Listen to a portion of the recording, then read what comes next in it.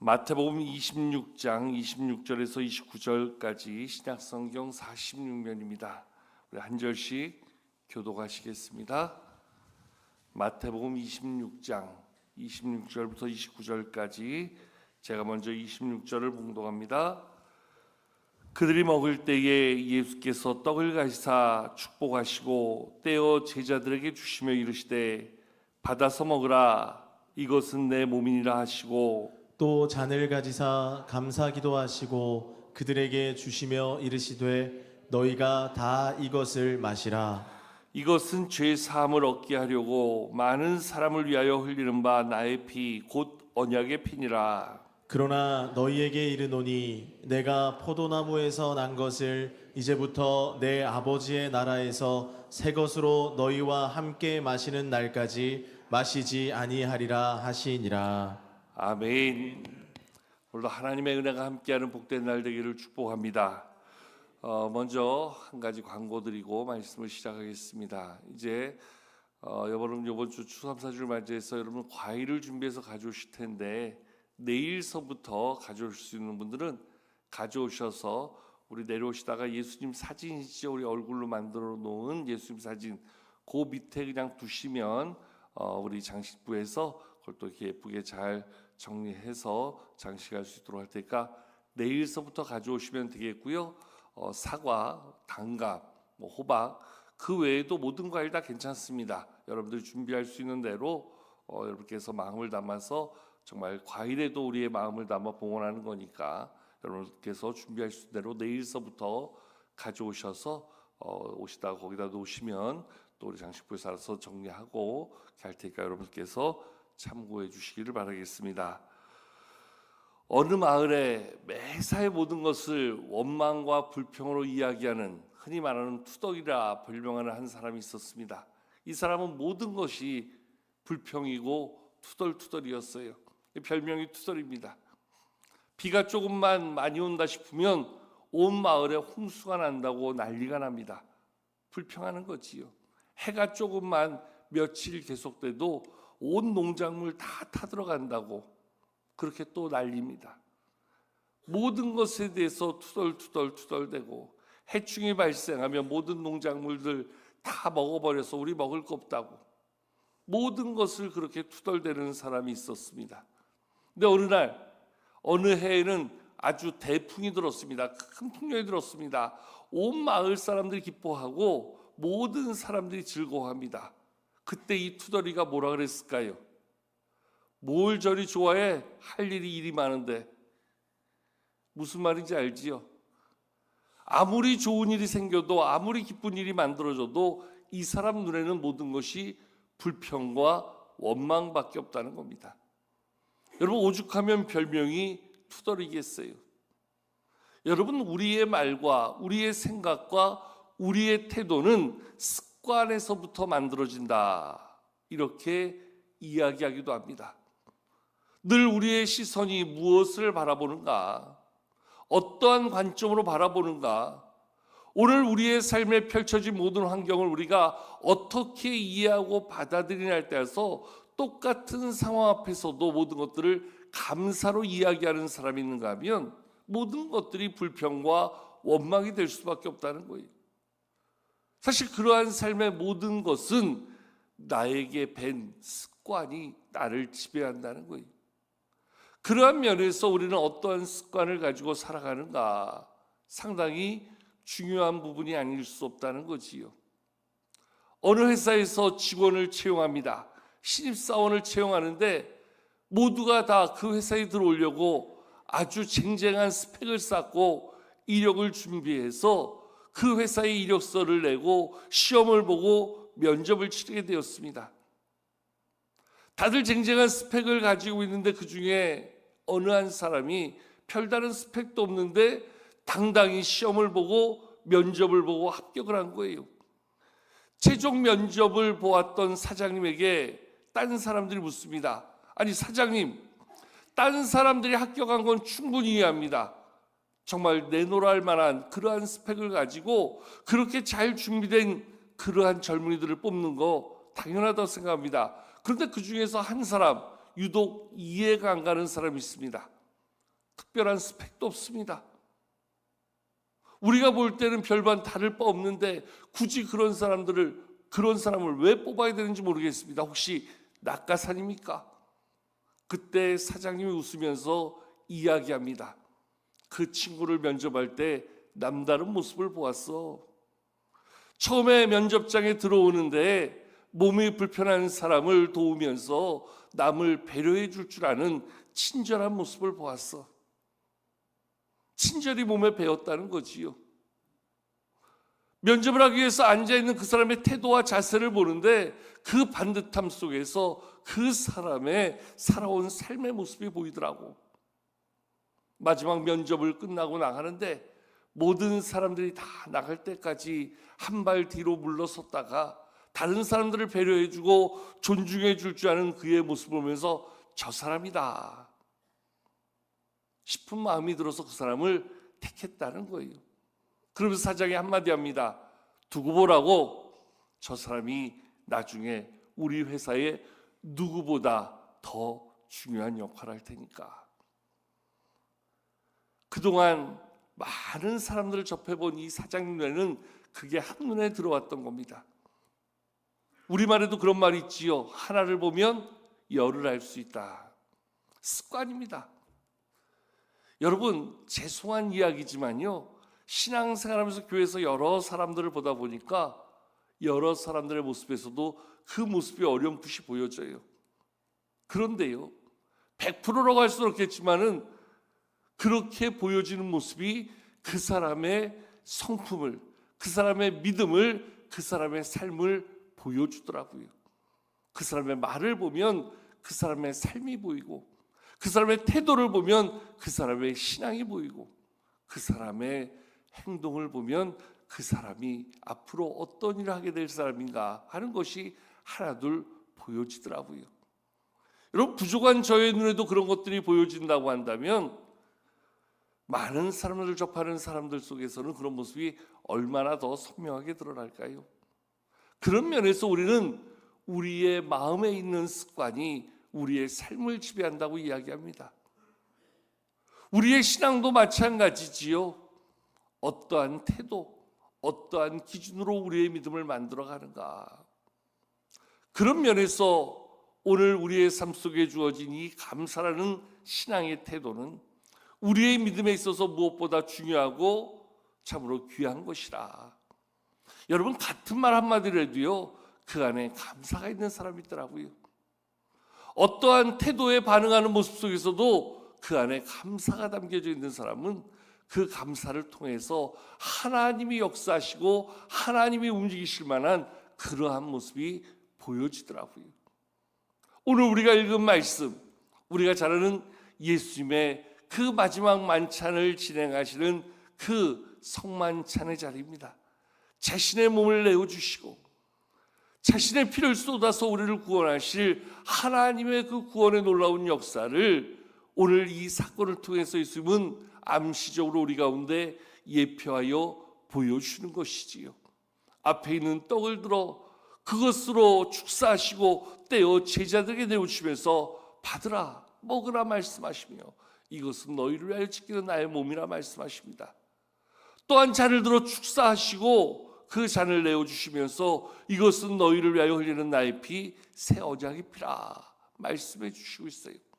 이 성만찬의 자리에서 오늘 말씀에 우리는 매우 중요할 만한 단어 하나를 보게 되어집니다. 그 단어는 바로 27절에 나오는 단어인데요.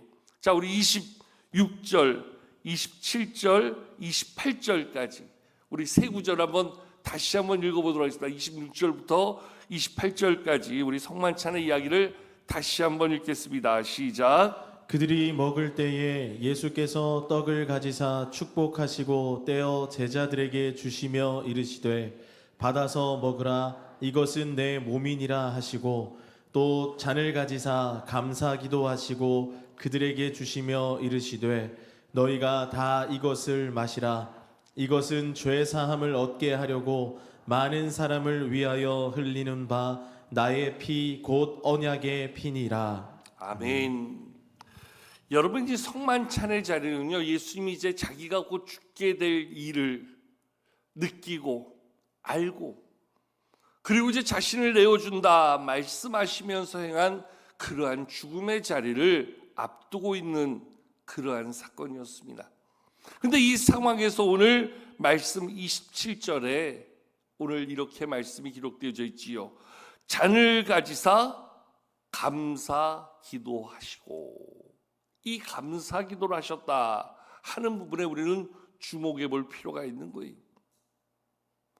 어쩌면 예수님의 사역의 모든 것이 우리를 위하여 자신을 내어주시기 위해서 이 땅에 오신 예수님, 섬김을 받기 위함이 아니라 섬기기 위하여 오신 예수님께서 이제 십자가의 사건을 앞두고 행하신 이 일 가운데서도 오늘 예수님은 늘 습관적으로 삶에 밴 기도를 드리는 삶 속에서도 오늘 이 말씀 속에서 예수님은 어떤 기도를 드리는가? 자신을 내어서 우리를 구원하시기 위한 구원의 그 대속의 놀라운 사건 앞에서 예수님은 감사의 기도를 드렸다. 여러분, 우리의 삶 속에서 좋은 일이 생길 때, 기쁜 일을 맞을 때, 내 안에 더한 행복이 찾아올 때 감사하는 것은 너무나 당연한 일이지요. 사실 그것도 잊고 살 때가 많아서 문제이지만 어쩌면 대다수의 사람들이 내 안에 있는 기쁨과 감사한 일을 맞이할 때 감사하는 것 너무나 당연한 모습입니다. 그런데 오늘 우리 안에 문제가 찾아오고 어려운 일이 발생하고 우리 가운데 그 고난이 나를 찾아와 가장 힘든 시간을 만날 때 어쩌면 지금 예수님의 자리가 바로 그런 자리 아닙니까? 제자들과 마지막 식탁을 나누며 이제 이 들었던 빵을 다 먹게 되면, 이 손에 들린 잔의 포도주를 다 마시게 되면 이제 예수님 겟세마네를 거쳐서 오늘 죽음의 자리로 나갈 것을 뻔히 아시던 그 밤이었는데, 그 죽음을 앞두고 있는 자리에서도 감사할 수 있다는 것, 어쩌면 우리가 오늘 말하는 몸에 밴 습관과도 같은 감사가 아니라면 도저히 감당할 수 없는 그러한 모습 아니겠습니까? 어쩌면 우리의 삶을 한번 돌이켜 보십시오. 우리의 삶 속에 우리는 무의식이 우리의 의식을 지배한다고 이야기합니다. 가장 비근한 예로 우리가 어떠한 놀랄만한 상황을 만날 때 많은 분들이 가장 크게 외치는 말이 뭐예요? 엄마야. 다급하게 놀랄 때 우리는 무의식적으로 그 말이 나온다 그래요. 개중에는 아빠 그러는 경우도 있다 그래요. 왜 그런 말이 나오는가? 심리학자들의 이야기에 따르면 가장 어릴 때 무의식이 우리를 지배하는 그 순간서부터 우리는 가장 많은 접촉과 만남과 사귐을 가졌던 삶의 자리에서 그 무의식이 우리를 지배한다는 거예요. 그래서 그것이 우리에게 습관적으로 몸에 배 있다는 거예요. 내 생각이 내 말을 지배할 수 없을 만큼의 놀랄만한 상황이 벌어질 때 우리는 무의식적으로 그 말이 먼저 튀어나온다는 거예요. 가장 다급할 때, 가장 누군가의 도움을 필요로 할 때 가장 먼저 튀어나오는 그 말, 무의식이 우리를 습관적으로 지배한다는 거예요. 여러분, 그런 면에서 보면 우리의 신앙은 우리의 깊은 마음 속에 무엇을 담고 살아가는가? 무엇이 우리의 신앙을, 믿음을 지배하는가? 여러분, 감사할 수 있다는 것은 우리의 감사의 대상인 하나님을 인정하는 것이고 그 하나님의 역사를 인정한다는 사실에서부터 출발한다는 거예요. 내 삶의 주관자가 누구인가? 그리고 내 삶의 주권이 누구에게 있는가? 하나님이라는 대상. 내 모든 삶의 주인이 하나님 되셔서 오늘도 하나님이 나를 이끄시고 내 안에 역사하시고 내 모든 일 가운데 행하시는 그 일을 바라볼 수 있는 자만이 그 하나님 앞에 모든 것으로 감사할 수 있게 되어지는 것이지요. 오늘 우리는 어떠한 삶의 습관을 가지고 있는가? 더 구체적으로 이야기해서 우리는 구체적으로 어떤 감사의 습관을 우리 안에 담아 살고 있는가? 감사는 어쩌면 배워서 할 수 있는 수준을 뛰어넘어야 된다는 거예요. 어쩌면 우리의 삶 깊은 곳에 늘 우리를 지배할 수 있는 가장 거룩한 신앙의 삶이 있다면, 그래서 최고의 신앙 고백이라고 말할 수 있는 것이 늘 우리의 삶을 지배하는 가장 귀한 고백으로 우리는 감사를 담아서 살 수 있어야 된다는 거지요. 오늘 죽음을 앞두신 예수님께서 그 성만찬의 자리에서 하나님께 감사의 기도를 드렸다. 오늘 이 모습은 우리에게 상당히 중요한 신앙의 습관, 우리의 삶의 습관이 어디에 무엇에 기초해야 되는가를 너무나 분명히 보여준 것이라 이야기할 수 있습니다. 그런 의미에서 우리는 이 감사를 준비하는 이때에 다시 한번 우리의 감사를 돌아보면서 그 감사로 우리의 삶을 채우고, 또한 그 감사로 우리를 훈련시킬 때 그 감사로 우리를 충만히 채우며 정말로 습관으로 채워진 감사의 삶이 하나님께 온전히 드려지는 우리의 고백이 될 수 있을 줄로 믿습니다. 우리에게 주신 감사의 일들을 기억하며 어쩌면 우리의 삶을 훈련시킨 습관화되어진 감사가 우리의 삶을 지배할 때 그 감사는 우리에게 또 다른 감사를 찾게 하는 가장 놀라운 지혜가 되며 능력이 될 줄로 믿습니다. 어떤 회사의 사장님이 모임이 있어서 식당을 갔대요. 식당을 들어가면서 그 앞에 한쪽 구석에 있는 종업원의 말을 지나가다 우연치 않게 듣게 되었는데, 이 종업원이 혼잣말로 이야기하더래요. 큰일 났다. 오늘도 5만 원이 필요한데 어쩌면 좋지? 혼잣말 하는 걸 들었어요. 그리고 이제 모임 자리에서 식사를 하게 되는데 마침 그 여직원이 그날 그 테이블에 서빙을 들어온 거예요. 안 들었으면 모르는데 그 말을 듣게 되니까 이 사장님이 신경이 쓰였던 거예요. 그래서 서빙하는 여직원에게 지갑을 꺼내서 빳빳한 5만 원짜리 한 장을 더 건네주는 겁니다. 오늘 수고하셔서 고맙습니다. 그리고 딱 건네주는 거예요. 이 여직원의 얼굴이 환하게 피어납니다. 그렇게 소망했던 팁을 5만 원 한 자리에서 받았으니 얼마나 좋겠어요. 그리고 그 여직원을 보는 이 사장님의 마음도 흐뭇해지는 거예요. 그날 그 어떤 자리보다 더 뿌듯한 식탁을 나누며 맛있게 음식을 먹고 돌아가는데, 이 사장님 귀가 참 밝았던 것 같아요. 나가는 길에 그 여직원이 딴 직원에게 이야기하는 걸 또 들은 거예요. 뭐라 그랬을 것 같아요? 아이씨, 처음부터 10만 원 필요하다 그럴걸. 여러분, 이게 우리의 모습 아닙니까? 정말 우리는 우리 마음속에 있는 고민과 아픔과 우리의 걱정을 한 방에 해결해 주시는 하나님의 은혜를 덧입어 살면서도 감사할 줄 모른다는 거예요. 감사를 잃어버리고 산다는 거예요. 감사에 전혀 훈련되어지지 않는 모습이 오늘 우리의 모습이라는 거예요. 이미 하나님은 감사할 많은 것을 주셨음에도 불구하고 감사에 훈련이 안 된 우리는 또다시 불평하고 또다시 원망하고 오히려 감사의 거리마저도 원망의 거리로 바꿔가는 그러한 모습으로 살고 있는 삶은 아닌가, 우리 자신 한번 돌아볼 필요가 있다는 거지요. 오늘 이 아침에도 우리가 함께 기도할 때 하나님, 나로 감사가 몸에 밴 사람이 되게 하여 주옵소서. 늘 삶의 감사로 인하여 하나님을 찬송하며 하나님의 은혜를 노래할 줄 아는 그러한 감사의 사람이 되게 해주세요.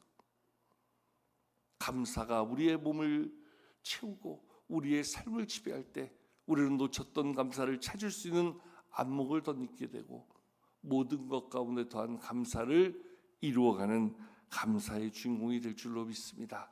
더욱더 큰 감사로 우리를 채워갈 수 있는 감사의 훈련으로 오늘 이 아침 나를 채워달라고 오늘도 함께 우리의 마음을 모아 기도하며 나아가는 우리가 되기를 원합니다.